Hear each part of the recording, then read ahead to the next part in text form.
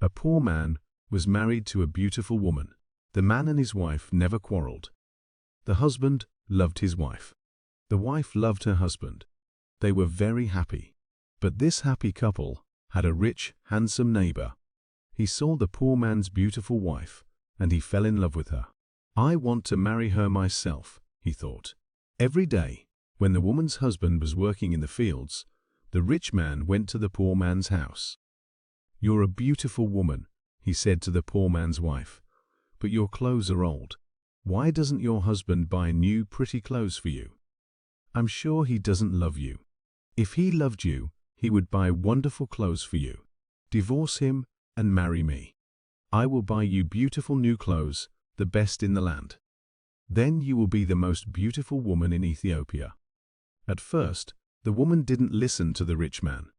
But he came to her house every day, and every day he said the same things. At last, she began to think, perhaps my neighbor is right. Why doesn't my husband buy beautiful new clothes for me? Perhaps he doesn't love me. That night, she said to her husband, "Look at me, husband. My clothes are old and ugly. I want new ones. Buy me some new clothes." Her husband smiled at her.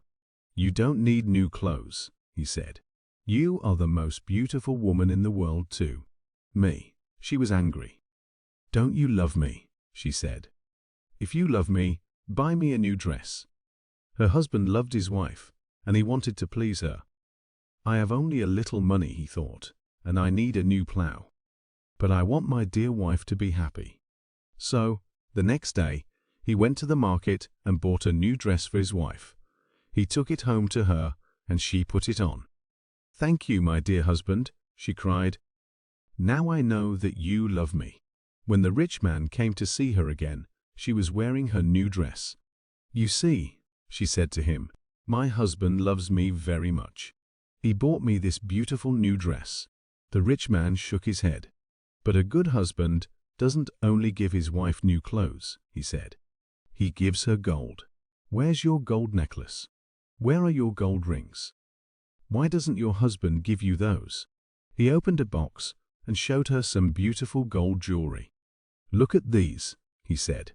"Divorce your husband and marry me, and I will give all these to you." The woman did not listen to him. "Go away," she said. "I love my husband, and he loves me, and we are happy together." But the rich man came again every day, and every day he showed her the box of jewelry. At last, she began to think, perhaps the rich man is right. Why doesn't my husband buy gold for me? Doesn't he love me? That day, she didn't make a fire. She didn't cook a meal. Her husband came home late, after a long day in the fields. He was tired and hungry.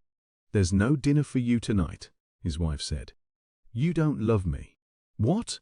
her husband cried. "But my darling, I love you more than anything. You are the most wonderful person in the world." "Then why don't you buy me some gold jewelry?" she said. When a man loves his wife, he gives her a gold necklace and rings for her fingers. Her husband looked worried. "I spent money on her new clothes," he thought. "How can I find more gold? I'll go and see my brother. Perhaps he will lend me the money. I must buy gold for my dear wife. I want her to be happy." The next day, he went to visit his brother. "Lend me some money, brother," he said, "and I will work for you in your field." "All right," his brother said, "but you must work hard. There are many stones in my field, and you must move them all away." Her husband agreed and took the money. He went to the market and bought some gold jewelry. Then he took it home to his wife. His wife was very happy. She put the necklace round her neck and put the rings on her fingers. "Look at me," she said. "Am I not beautiful?" "You're very beautiful," her husband said. "If you are happy, I am happy." She put her arms around his neck. Thank you, my dear husband," she said. "Now I know that you love me." The next day, her husband went out very early, before the sun rose in the sky. He ran to his brother's field. It was covered with stones. "I must work very hard now," he thought. "I must start early and stop late. I must pay my debt to my brother." His wife was working happily at home. I'll make a wonderful dinner for my husband tonight, she thought. He gives me wonderful presents. He works hard for me. I know that he loves me. Hello, a voice called out. Are you there? The woman went outside. Her rich neighbor was there. Ah, it's you, the woman said. Listen, neighbor, you were wrong about my husband. Yesterday, he bought me this beautiful jewelry. He loves me very much, and I love him. I will not divorce him. I will not marry you. The rich man was worried. Her husband loves her too much, he thought. If I want her, I must be clever. At last he said, your husband gave you clothes and jewelry, but I can give you more than that. What? What do you mean? The woman cried. Can your husband make miracles? The rich man asked. Miracles? No, of course, he can't make miracles, the woman answered. Only God can make miracles. Men cannot make them. I can't, the rich man answered. You must promise to love me first. You must leave your husband and come to me. Then I will make it wonderful. Wonderful miracles for you. The woman said nothing, and the rich man went away. That night, the poor man came home late. He was very tired and hungry. His wife brought water for him, and he washed himself. She brought delicious food for him, and he ate it. My poor husband, she thought, he works so hard for me, and he is so tired and hungry. The rich man is foolish. How can my husband make miracles? It's impossible. But the next day, and the day after, and the day after that, the rich man came to her house again. Did your husband make a miracle for you yesterday? He asked the woman. Leave him and love me, and I will make many, many miracles for you every day. At last, the women began to listen to him. One day, when her husband came home, she was sad. Wife, dear wife, what is wrong with you? Cried her husband. Are you sick? No, she said. I'm sad because you do not love me. What? Cried her husband. But you know that I love you. I bought you new clothes. I bought you gold jewelry. You're the most precious thing in the world to me, Dot. But you don't make miracles for me, his wife said. Her poor husband was very surprised. Miracles? Of course. I can't make miracles, he said. Why do you want a miracle? Who gave you the idea? Our neighbor came to see me today, the woman said. Love makes miracles, he said. If a man loves a woman, he will make miracles for her. Her husband was very worried. That wicked man wants to take my wife, he thought. All this trouble comes from him. When he first came here, she wanted new clothes. Then she wanted gold jewelry. And now she wants a miracle. What can I do? If I don't make a miracle, perhaps my wife will leave me and marry him. The next day, he went slowly to work in his brother's field. I must pray, he thought. Only God can help me now. He looked up to heaven.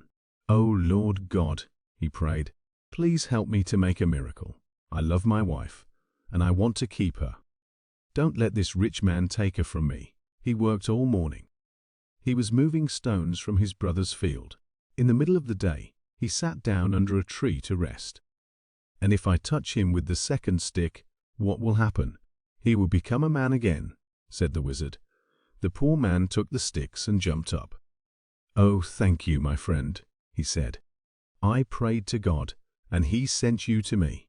Now I can keep my wife and punish my enemy. He ran home. Wife, he called out, come here. I'm going to make a miracle. His wife came out of the house. A miracle? She said. What miracle? Look, said her husband. He touched her with the first stick. At once she became a donkey. She lifted her head and tried to speak, but she could not. Hee-haw. Hee-haw was all she could say. Her husband touched her with the other stick. At once she became a woman again. Husband, that's wonderful, she said. It's an aerial miracle. How did you do it? I prayed to God, her husband said, and he helped me. And now, wife, I am going to punish my enemy. Your enemy, said his wife. Who is that, Dot? You know my enemy, her husband said. He was looking at her. He wasn't smiling now. It's the rich man, our neighbor. He comes to our house when I am working in the fields. He gives you bad ideas. Ask your husband for new clothes, he says. Ask him for gold jewelry. Ask him for a miracle. Am I right? Did your rich neighbor give you all these ideas? His wife said nothing. And did you listen to him? Her husband went on. His wife did not look at him. She was ashamed. I'm sorry, she said. It's true, he said all those things. He wanted me to divorce you and marry him. And I listened to him. And do you want to divorce me and marry him? Her husband asked. She looked at him. Her eyes were full of tears. No, dear husband, I want to stay with you forever, and I will never listen to him again. Then take this stick, her husband said, and touch the rich man with it. He gave his wife the first stick, but he hid the second one in the roof. The next day, he went to work. Soon, the rich man arrived at the woman's house. Well, he asked her, and can your husband make miracles yet? Yes, she said, and she touched him with the first stick. At once, the rich man changed into a donkey. Now, said the woman, you can go to work and help my dear husband. She took the donkey out to the fields. Her husband was working there. He was moving stones from his brother's field. Ah, he said, a donkey. Now I can finish the job quickly. From that day, the poor man gave the donkey many heavy loads to carry. The donkey carried stones away from the fields. It took sacks of TAF to the market, and it brought flour and coffee home again. For many years, the donkey worked for the poor man. The poor man was not so poor now. The donkey was helping him. He was becoming richer. One day, the poor man looked at the donkey. It was tired and old. It stood still. Its head was bent down. The poor man was sorry for it. He went into his house and brought out the second stick. Then he touched the donkey with it. At once, the rich man stood there. But he was not a handsome young man now. He was old. His back was bent. He was very, very tired. You tried to take my wife away from me, the poor man said. That was wrong. Go home now. Don't look at other men's wives again. The rich man went away, and he never came back again. But the poor man and his wife lived happily together for many more years. What do you think of this story? Do you like the end? Subscribe to my channel and support for more videos.